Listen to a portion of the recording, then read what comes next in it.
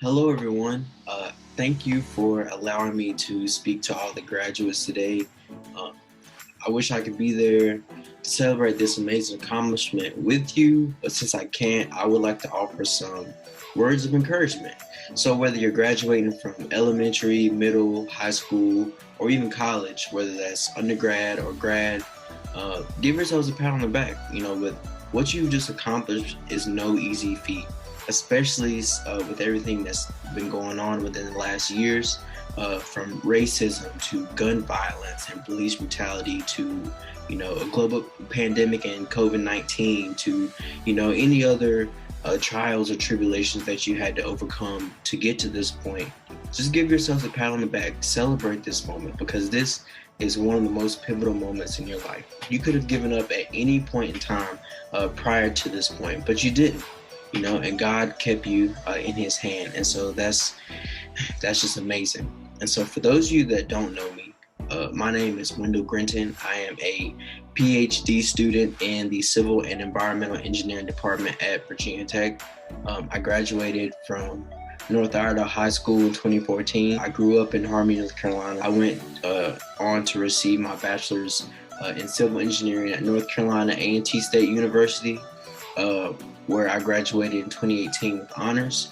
My next stop in my academic journey was at Virginia Tech, where I just received my master's back in May of 2020, also in civil engineering, and I'm still here pursuing my PhD in civil engineering. So getting to where I've gotten has been super difficult. I can't thank God enough and all those who supported me, because without their help, I wouldn't have gotten to the point to where I am today.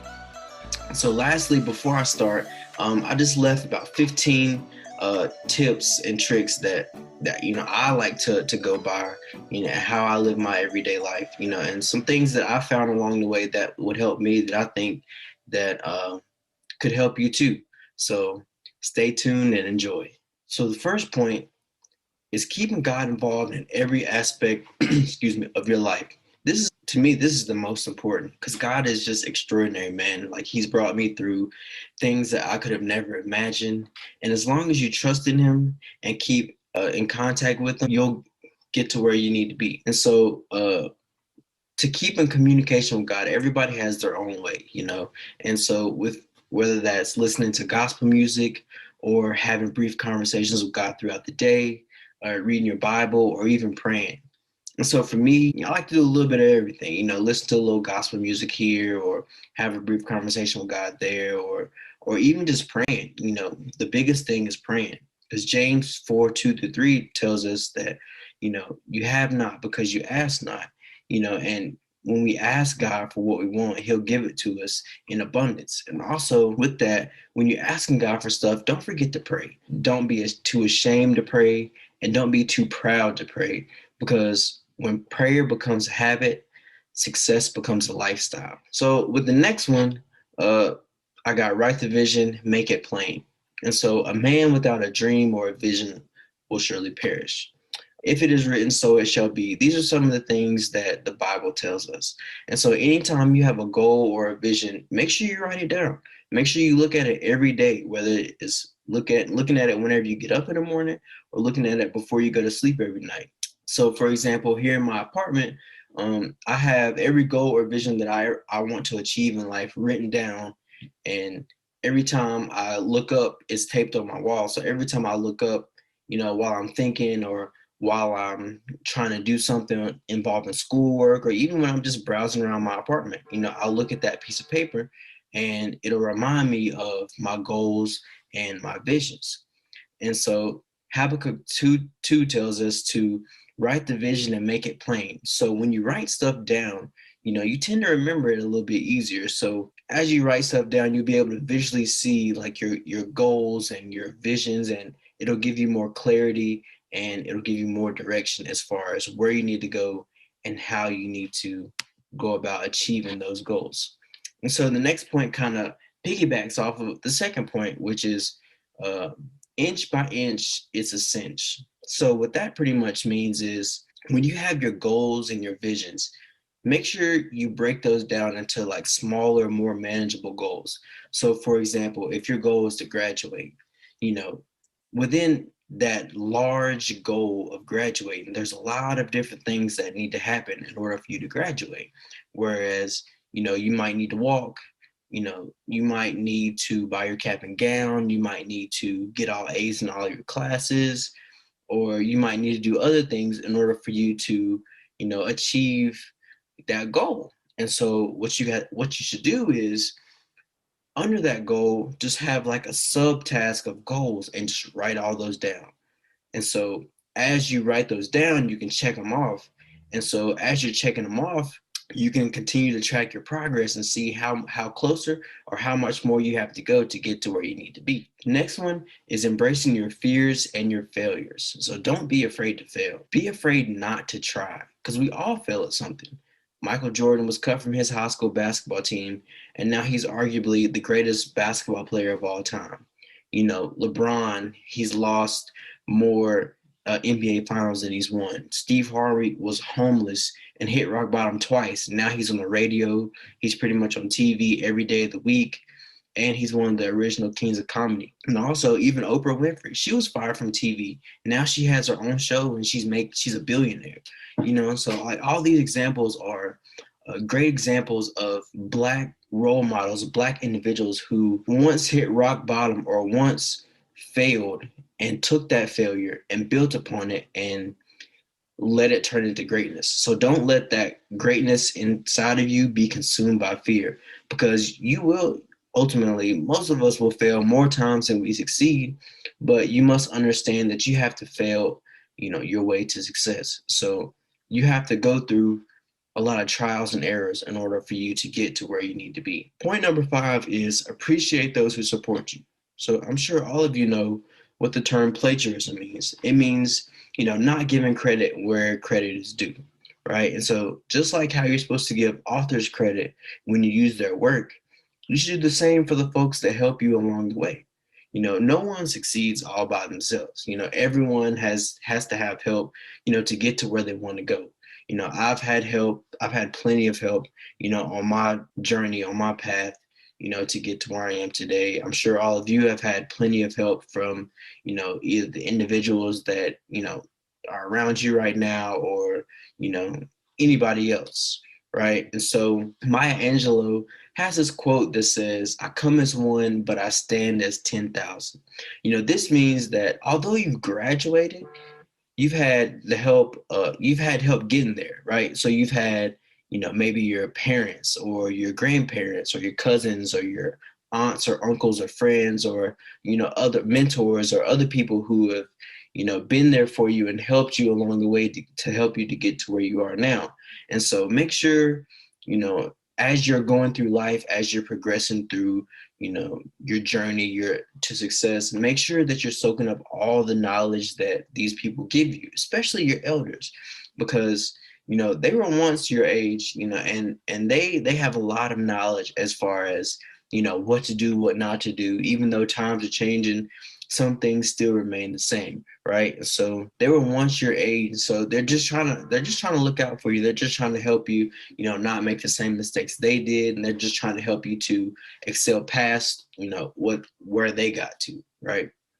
So yeah, make sure you just appreciate those who have supported you. Point number 6 is just continuous learning. So always be willing to learn. Be like a sponge and just soak up all the knowledge that you can, because there's so much knowledge out here in the world that you can take advantage of, whether that's reading books, whether that's listening to podcasts, whether that's, listening to elderly folks just talk about, back in the day, or talk about different things. Just try to find different sources of knowledge and just soak all of that up, because that knowledge can help you one day in ways that you may not even understand right now, right? And so also be open to constructive criticism. So allow others to provide you with feedback on your performance or on where you want to go, because they could ultimately know something that could help you to get to where you need to be. Where if you didn't have that knowledge, then it may prolong you, or it may prohibit you from, reaching your goals or reaching your dreams, right? So, you can either accept or, reject this advice, but, regardless, at least have that opening ear. Point number 7, and another key important one, is learning when to say no, right? Aside from keeping God in everything you do, this might be the biggest tip on this list.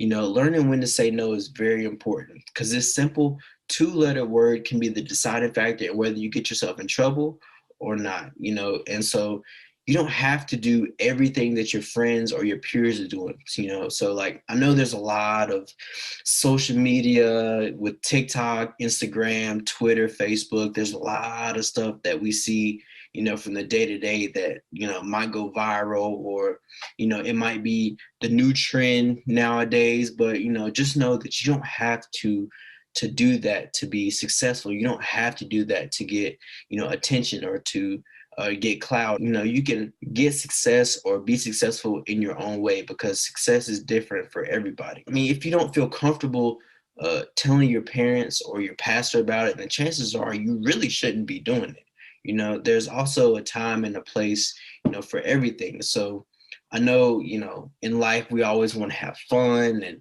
we always want to, enjoy life, but sometimes life is business. Sometimes life isn't always just fun and games. It's hard.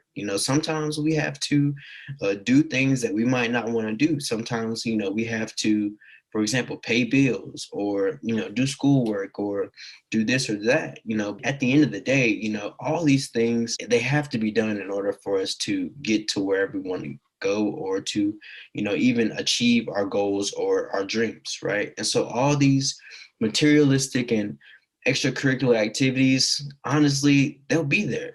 Basketball be there. Parties, they'll be there. Clubs, they'll be there. All this stuff, it'll be there. It will stay there. Like, but if you don't take the opportunity now to capitalize on your education, to capitalize on, some of these key things that you may need later on in life, you might regret it, because you can either make the decision to work now and play later, or you could end up playing now and paying later. Tip number 8 is one of my favorites: helping others in every way. So there's a quote from Alma Androzo that says, "If I can help somebody as I pass along, then my living shall not be in vain." So every day, our purpose should be to help somebody, whether that be someone who's less fortunate or, someone who may be living a lot better than we are. But still, your goal, your purpose should be to help, others, because that's exactly what Jesus did. That's how you receive your blessing. So, I'll give you an example. One time, me and my dad were doing some yard work for my grandma, right? And this was when I was younger. And so after we had finished, she offered to pay us, right? And so when she tried to give us the money, he's like, that's all right, just give it to him, referring to me, right? And so I ended up taking the money because I didn't know no better. But after we had left, I asked him, I was like, so why didn't you take the money? And so, he just calmly said, sometimes you have to do things for people and not expect anything in return, and that's how God will bless you. Right. And so that's how we should live our everyday lives is, if we see somebody in need, like if we see an elderly person struggling with the shopping cart, don't hesitate to run over there and be like, "I got it, ma'am," or "I got it, sir," and put it up for them, or to help somebody who's struggling to reach something on the top shelf at the grocery store, or holding the door for somebody, or even just smiling. You know what I'm saying? Like a smile could make somebody's day. These are some of the things that just Jesus taught, the disciples, and he taught to other people, in his daily walk of life. Point number 9. This is probably the toughest one on this list, because it requires a lot, so doing what is hard. So one of the hardest things that you can do is to be yourself. Why? Because being yourself requires you to be unique. It requires you to be different. And with everything that we see online today, on TikTok, on Instagram, Facebook, Twitter, everybody's following these trends. Everybody's following these different things because people duplicate what they see, right? And so when we try to fit in or we try to be normal, sometimes that can hinder us from receiving God's blessing. So God made 8 billion people in the world right now, right? All of them are different. So God made all of us to be different. So why not embrace that? So all of us are completely different, meaning that, we're all unique. We all have our strengths and our weaknesses. So, it's okay to stand out, right? Because we all stand out. We're all different, and doing what is hard uh, is necessary because everybody can't do it. And if you do what's hard, it can allow you to surpass limits and expectations that you may not even thought were possible, right? So realizing that nothing will work unless you do, or you'll never accomplish anything if you don't work for it. That kind of contributes into to being different, right? So success is one of those things that's not going to come to you by just laying around on the couch or just chilling on the phone or watching TV. You have to go find your purpose and you have to go pursue it, right? So similar to Kobe's Mamba mentality, I like to refer to my work ethic as the grind. So the grind is that nonstop effort, that nonstop drive to be the greatest, to be the best at what you do. And so sometimes I've had nights where, I didn't eat or I barely slept because, I was so engaged in my goals and so engaged in, preparing myself for my future career, right? And so that's the type of mindset that we have to have, right? Is because as Black people, sometimes we have to work 3, 4, 5 times as harder than the average white person just to get half or just to get a basic entry level opportunity that they may get if they perform average. That's just how the way the world is, which is sad, but to level out the playing field, we just got to work that much harder. The next one is outworking your competition. So every minute you spend not improving yourself or working towards your dreams, that's giving others a chance to get ahead of, right? So while you're pursuing your goals and your dreams, treat them as if they were a competition. Treat them as if it was a basketball game or a football game and you were trying to win. You may not be, the smartest or the most talented, but you should be the most hardworking, right? You should be the most hardworking because hard work beats talent when talent doesn't work hard, right? When you look at the Kobe's, the Michael Jordans, the LeBrons, and all these other successful people, they've put in countless hours within the gym, countless hours into forming out their craft or their purpose or whatever it is they're best at, to get 1 step ahead or 2 steps ahead of the rest of the competition. And so that's what we have to do. We have to treat our goals and stuff like it's a competition. Like if we don't do this or if we don't do that, then we're not going to get there, right? So you just got to work hard every day. It's like a nonstop thing. And even when you get your goals, for example, even when you have already graduated, there's still more work to be done. There's still more people that we can help. There's still more things that we can do, more knowledge we can learn. You know what I'm saying? There's still more to do, because if there wasn't anything else, then the world would be over. God would just send the rapture and then everything would be done. But there's still more stuff to be done. There's still more work to be had, right? And so we have to go out and we got to go find it. We got to go grind, outwork your competition. Treat everything as it's visible, the competition, and just go hard. Finding our purpose. So oftentimes our purpose is discovered through pain. We have to go through a few trials and tribulations to succeed, right? And so your purpose is the thing that you do the best with the least amount of effort, right? So, for example, some people might fry chicken the best, or some people might make the best cakes or the best pies, or some people might be able to take information and turn it into a joke, or, some people might even play sports the best, right? Nevertheless, everybody has a talent, everybody has a gift. It's up to you to find out, what it is that you do best and, pursue that with everything that you have. So, for example, think of a rose, right? So a rose, it starts off as a seed, right? And for that seed to grow, you have to bury it in the dirt. And after you bury that seed in the dirt, you have to water it because it needs nutrients. It needs, that mud, and it needs stuff to grow. And so once that seed gets enough nutrients and enough water, it'll start to grow. And so eventually, as it gets more water and as it gets more nutrients from the dirt, it'll push through the dirt and it'll blossom to a beautiful flower, right? And so just like the rose, we have to go through the same thing. People will talk bad about you. They'll tell you that you can't do this or that, but you have to use that mud as nutrients or motivation to help you to not only prove them wrong, but to be successful and to blossom like that rose. So point number 12 is not to be afraid to ask for help. And so when I first started in a college, I struggled with this because I did not like asking questions because I'm introverted and I'm quiet and I don't, like speaking out or, speaking what's on my mind. And so, I struggle with this. And so we all need help, and no one has been successful without receiving some sort of help, so don't be afraid to ask questions. If you don't understand something, then ask, because that's how we learn, is through asking questions. If you've ever spent enough time around little kids, they ask a million questions.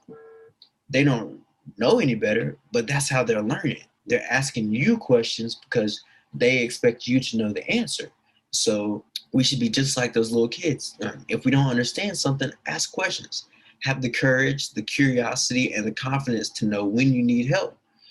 Asking questions shows that, you're willing to learn.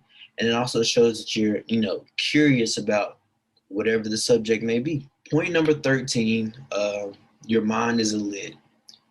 And so I kind of adopted this one from Steve Harvey. So I listen to a lot of motivational speeches. I listen to T.D. Jakes. I listen to Stephen Furtick. I listen to Michael Todd, Inky Johnson, Steve Harvey, Will Smith, the list goes on. Steve Harvey, I was listening to a video and Steve Harvey was talking about your mind is a lid. And so he said that God loves you right where you are, right? He has a gift for you. And that's why, he keeps waking you up, because you still have purpose. He wants you to have the life that you deserve. And, with that life that you deserve, you should live in expectation that greatness is going to happen to you. So, Steve Harvey also made a good point where he said, if you change your attitude, you'll change your altitude. So this means that when you change how you think and when you change how you perceive life, different things will come your way, right? So if you always think that all people are bad, or if you think that, people ain't no good, or they're, just terrible, then, you'll meet the worst people, in the world, right? And so your mind is a powerful thing. Your mind, it can also have a lid, or it can also be easily deceived, right? And so the thoughts and the ideas of those around you, as well as the perception of, what the news may say, or what, people around you may say, can have a big impact on your mind as well. For example, I'll give you a great example of, how your mind can be a lid. So for example, picture a group of fleas in a jar, right? And so fleas have a standing vertical of 36 inches. And so when the fleas are placed in the jar, their natural instinct is to jump to try to escape, right? And so when they try to jump and escape, they hit their head on the lid of the jar. And so over time, the flea realizes that jumping as high as they can results in pain. And so they jump just high enough to not hit their head, right? So now, after some time, the fleas have had baby fleas who are also born with that 36-inch vertical, but because their parents and the other fleas around them only jumping just high enough to not hit their head on the lid, the baby fleas are going to mimic, they're going to duplicate what they're seeing around them. Right. And so this is what we tend to call generational curses, where people tend to only go as far or to only mimic what they see. Right. And so we don't have a lot of people who are what they call trailblazers and who want to take the road less traveled, or, want to, be different and to set new boundaries and new standards and create their own path that others can follow. Right. And so, with each generation, as we continue to evolve, there should be some sort of growth, right? But if there's no growth, then there's a problem, right? And so that's where your mind as a lid comes into play. You know, we should be encouraging the next generation to be great, to, you know, pursue different paths or to pursue different things. And so, you know, we all have that potential to be great. You know, we just have to take that lid off. So once we take that lid off, you know, the possibilities and the opportunities for us are endless.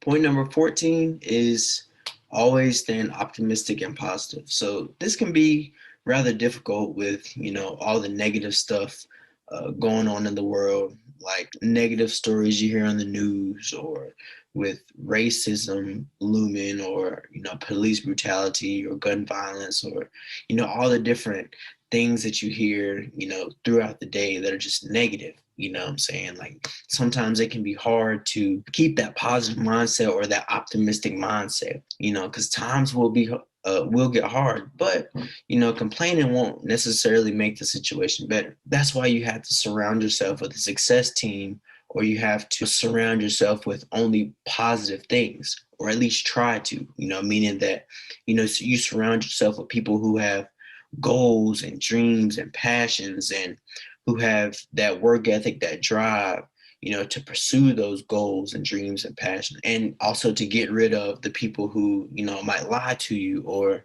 who might be afraid to tell you the truth, or even if it hurts, you know, or even the people who are just toxic. Because nowadays it's hard to find good, genuine people, or people who have your best interest in mind. And so, you know, you have to be really picky about who you give your time to, because time is the most precious gift that you can give. So the last point, and I'll get out of you guys' way, is being a trailblazer. So being a trailblazer is one of the hardest things to do, because being a trailblazer means taking that road less traveled and doing something that little to no one has ever done before. You know, so I consider myself to be a trailblazer, because prior to going to A&T, I had no idea what a civil engineer was, or, you know, even what they do. You know, also I didn't really know anybody who had gotten a master's degree, or even attempted to, you know, pursue a PhD, right? And so also within civil engineering, you rarely see people of color in leadership positions.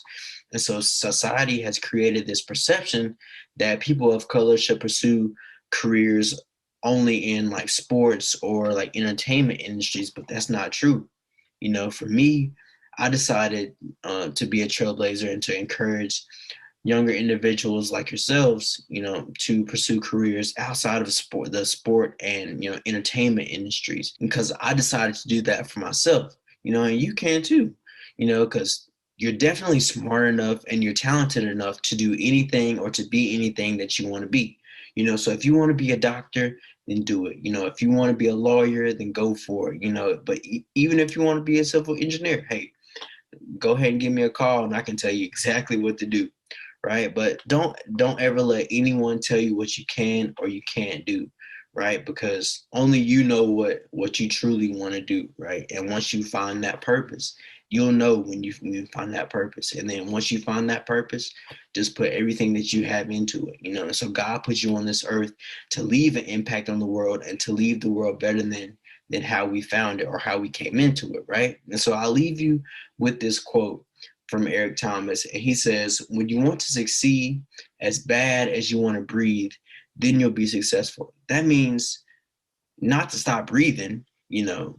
It means that as heavily dependent on breath as we are, so should we be for success. Because if you ever had asthma or seen anybody that has asthma, and, you know, they start having an asthma attack or they have shortness of breath, you know, the only thing that they're concerned about is being successful. And so in that quote, he's pointing to that as, whenever you're so focused on wanting to breathe, you know, that's all you're focused on, you know. And so we should have a similar mindset when it comes to being successful, is that that should be our priority. That should be our main goal, is to being successful and to helping others and to making the world a better place. So I thank you for listening to me speak. Hopefully this video wasn't too long, but again, I thank you and congratulations to all the graduates.